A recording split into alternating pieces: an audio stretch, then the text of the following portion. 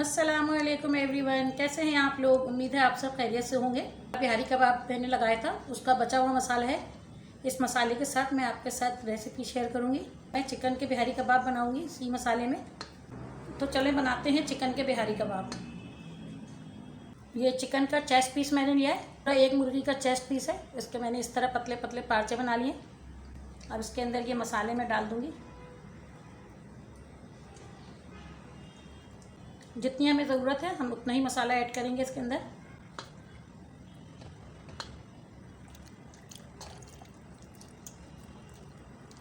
इसको अच्छी तरह से मिक्स कर देंगे।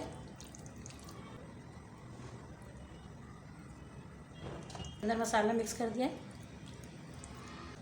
मैं आधी चमची नमक और ऐड कर रही हूँ। आप अपने टेस्ट के हिसाब से नमक ऐड करिएगा।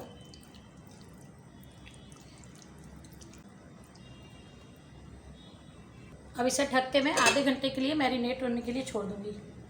आधा घंटा हो गया मैरिनेट किए हुए। अब इसे मैं स्टिक में लगा लूँगी। जिस तरह आप बिहारी कबाब लगाते हैं बिल्कुल उसी तरह लगाएंगे।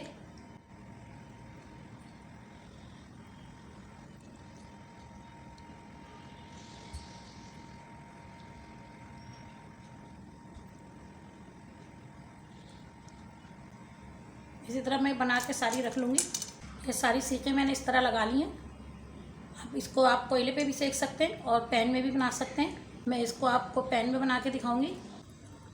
अब मैं इन सीखों को ग्रिल पैन पे रख दूँगी। इसके ऊपर ये वाला मसाला थोड़ा थोड़ा डालूँगी।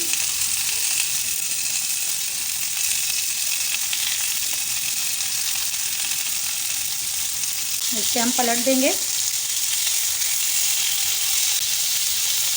दोबारा से ये मसाला हम लगा देंगे इसके अंदर। ये कबाब हमारे तैयार हो गए।